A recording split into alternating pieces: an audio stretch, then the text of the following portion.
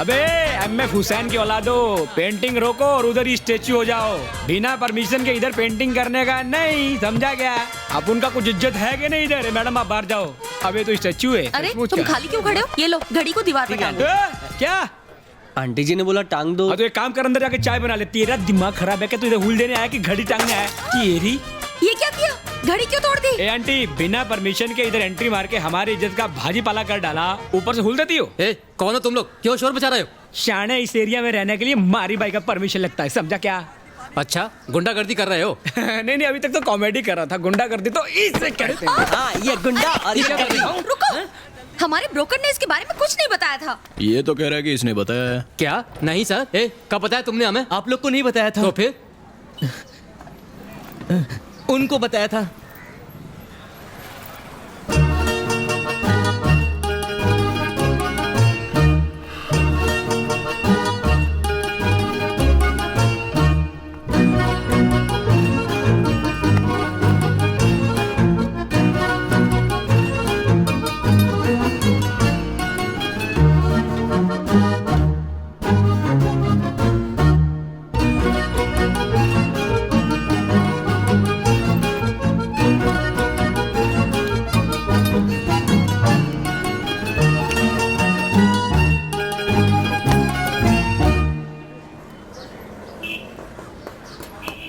मर्द पे हाथ उठा दिया। ए मारी bro, she is the only ladies.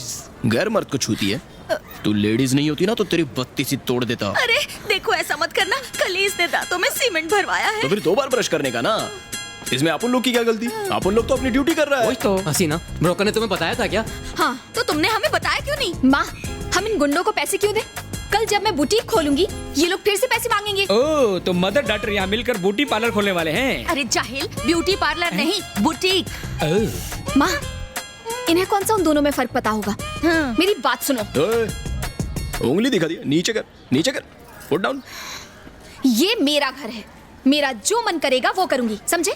A madam, तू ब्यूटी शॉप खोल या बुटीक शॉप खोल, चाहे तो इसको भी काम पे रख ले। तेरे को जो करना है वो कर, लेकिन इन सब के लिए प्रोटेक्शन कौन देगा? इसलिए आप उनको अपना कट दे दे, lifetime protection guaranteed. Protection? किससे प्रोटेक्शन? नहीं दिया तो क्या अरे होगा? कुछ भी हो सकता है, वो कांच टूट के बिखर सकता है। मेरा दहेज, देखा ना, वो अलमारी गिरकर टूट सकती है। बेटी का दहेज। भारी है मारी, कोई हल्का आइटम बोलो ना।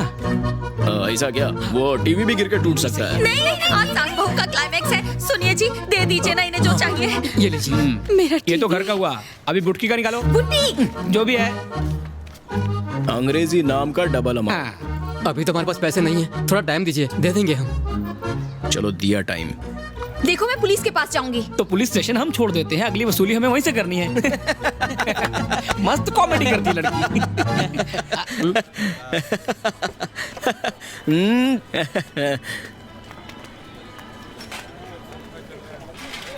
भाई, आप जैसे उस लड़की को देख रहे थे ऐसे लग रहा था आप लव में गिर गए। काय का लाओ? पहली बार किसी लड़की के कान के नीचे सुजाने का मन किया था, लेकिन लेडीज लोग को अपन इज्जत देता है इसलिए छोड़ दिया। लेकिन भाई मैंने करण शौहर की फिल्मों में देखा है कि हवा चलती है और हीरोइन स्लो मोशन में हीरो को गाली निकालती है, फिर हे करती है और हीरो को हीरोइन से प्यार हो जाता है। साले कितनी बार बोला कि उस नल्ले की पिक्चर मत देखा कर। साला इस लड़की के प्यार में पड़ने से अच्छा मैं बीमार पड़ जाऊं। फिर तो मेरा रास्ता साफ है। क्या बोला? मतलब रास्ता साफ है, आगे ट्रैफिक नहीं है। वो फूलन देवी जरूरत से ज्यादा ही उड़ती है, उसको कंट्रोल में रख। आहा, लेफ्ट लेफ्ट लेफ्ट, संभाल कर, थोड़ा ऊपर। वो वही ठीक है।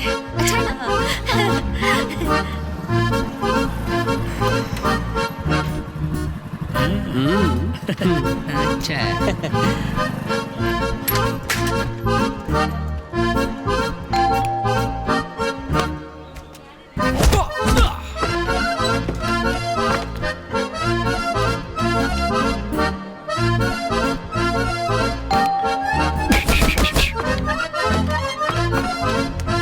ये देखो माँ। हे, कहाँ छुप गए तुम सब? बेटा क्या करें? हिम्मत है तो सामने आओ।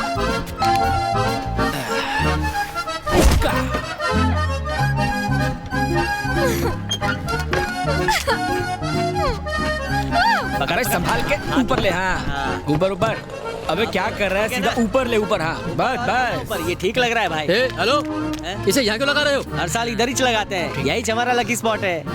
यहाँ लगाओगे तो हम अंदर कैसे जाएंगे? इज्जत से सर झुका के, जैसे मारी भाई के आगे दुनिया झुकती है। चल फुट यहाँ से। अभी तो अंदर जाने दे रहे हैं, वरना बाहर ही होना पड़ेगा। आंखों से ही गोली मारो ना भाई। पसंद आया? मुझे तो आया भाई। लगता नहीं आया। कालिया के मैं क्या कह रहा था? हाँ ऊपर ले, थोड़ा ऊपर।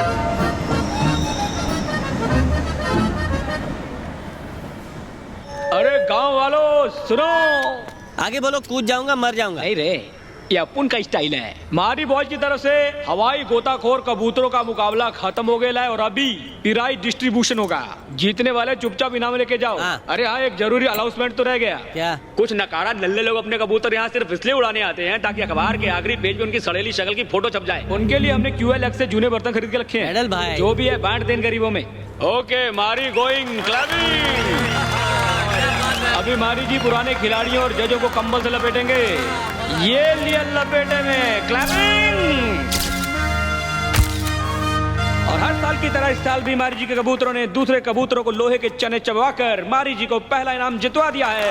सब लोग ताली बजा के मुस्कुराते रहिए क्योंकि अखबार में किसी का भी फोटो छप सकता है। हम तो अपने कबूतरों को इतने महंगे इंजेक्शन लगवाते हैं, गोटे ने फिर ये मारी के कबूतर ही क्यों जीतते हैं? ये तालियां बज- मार्केट में हमारे कबूतरों की कोई वैल्यू ही नहीं है। जानते हो, दिल्ली और कलकत्ता में भी उसी के कबूतरों की डिमांड है। चाचू को कल से सब कुछ बदल जाएगा। और अब बुलाऊंगा ग्रेट लूजर जो सिर्फ हारने के लिए पैदा हुआ है, पप्पू बंची। ए, तू जाकर ले गया। पप्पू बंची तू है ना? ऊपर आ चल। आ रहा हूँ। ये लो, डालो बट्टा गले में। हाँ डालो। ताली ताली ताली। बस बस, बहुत हुई। बस करो बस करो। इस बार की हवाई गोताखोर कबूतर प्रतियोगिता पप्पू पंछी जी करवाना चाहते हैं। आप तो यहाँ के करता धरता हैं, आप हाँ कहे ऐसा तो... कंपटीशन करवाना हलवा खाने जैसा नहीं है। अगर लोचा लबाचा हो गया तो मारी भाई का नाम खराब होगा ना। हमारे भाई की प्रतियोगिता में लोचा नहीं होगा, हम पूरा ध्यान रखेंगे।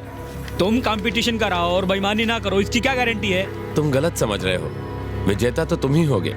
हम तो प्रतियोगिता रखकर ही खुश हो जाएंगे और इसी बहाने मार्केट में हमारे कबूतरों की वैल्यू थोड़ी बढ़ जाएगी। किसी जमाने में मेरा भी नाम हुआ करता था, लेकिन लोग अब सिर्फ तुम्हारे कबूतर खरीदते हैं। एक छोटा सा फेवर मांग रहा हूँ। प्रतियोगिता के लिए हमारे पास पैसे और आदमियों की कमी नहीं है। एंट्री फीस से जो भी कमाई होगी उसका आधा हम आपको दे देंगे। तुम भी इसमें हिस्सा ले सकते हो, एंट्री फीस देने की जरूरत नहीं। सुन लो, कितना बड़ा दिल है ना इसका। सॉरी मारी, बस ऐसे ही कह दिया। ये मैटर टूर्नामेंट रखवाने का या पैसे कमाने का नहीं है। टूर्नामेंट की पवित्रता बनी रहे, ये इम्पोर्टेंट है। शिकायत का मौका नहीं दूंगा मारी, बस एक बार भरोसा करके देखो। मारी, इसे एक मौका मिलना चाहिए।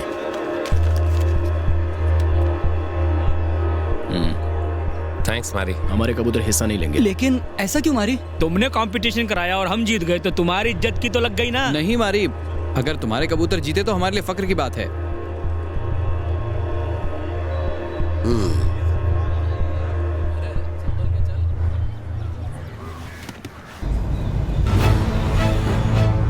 मैंने आपसे मर्डर की बात कब की थी? पी क्या है क्या? उस रात इसी जगह ये बात बताई थी ना। अरे आपका दिमाग तो ठीक है, यहाँ खड़े होकर उनके बारे में पूछ रहे हैं। सर मैंने तो ऐसे ही कुछ बक दिया था, मुझे तो उस चाय वाले सेल्वा ने ये सब बताया था। नहीं सर, मुझे सच में कुछ नहीं पता। अगर तेरे हाथ से चाय नहीं गिरती तो मान भी लेता। अब सच बता। कुछ लोग कहते हैं कि मर्डर नहीं हुआ था और कुछ लोग कहते हैं कि हुआ था साहब। वो कुछ लोग कौन है? वो मुत्तू है, 7 बंगलों में रहता है। मुत्तू कौन? अरे वो नशेड़ी क्या?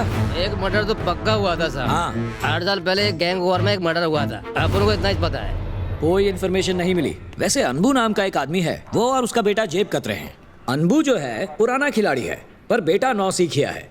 अभी पिछले हफ्ते ही किसी की जेब काटते हुए पकड़ा गया था। केस भी बना है और वो इस बात से डरा हुआ भी है। ये FIR काफी है उसका मुंह खुलवाने के लिए।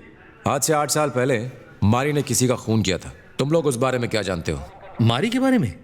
अरे नहीं सर, हम उसके बारे में कुछ नहीं जानते। आपको किसी ने, शायद आपको कोई गलतफहमी हो रही है सर। ओह, एक काम करो, इसके बेटे को लॉकअप में डाल दो। हाँ, इसके खिलाफ तो केस भी है। बापू, आप इन्हें सच क्यों नहीं बता देते? आप मारी के बारे में जानना चाहते हैं ना? तू चुप रह। क्यों? भला मैं क्यों चुप रहूं? वो क्या बिगाड़ लेगा हमारा? सर जो पूछ रहे हैं पूछिए। बिंदास बताओ, किसी को कुछ पता नहीं चलेगा, बता दो। उस वक्त वेलू का गैंग पावर में नहीं था। एक गैंगस्टर था पांडी, टॉप का गैंगस्टर था। वेलू और पांडी के बीच बिल्कुल नहीं बनती थी। एक दिन किसी बात को लेकर दोनों में झगड़ा हुआ। कहते हैं कि मारी ने गुस्से में आकर पांडी को चाकू घोंप दिया। इसके बाद गैंगवार बढ़ता ही चला गया। धीरे धीरे पांडी के गैंग का पूरी तरह सफाया हो गया। उस दिन के बाद उस एरिया में वेलू के गैंग का दबदबा बढ़ता चला गया।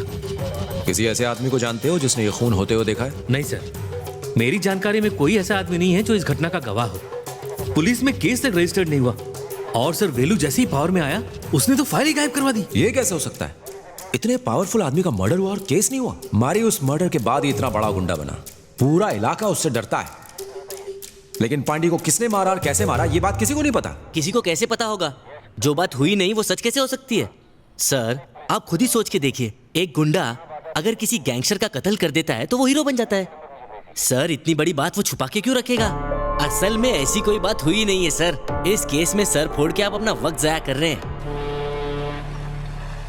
अरे अरे अरे अरे हसीना जी, आइए आइए आइए, खुद चल कर आई हैं आप? हाँ, मारी जी से मिलने आई हैं। मम्मी को भी साथ लाई हैं।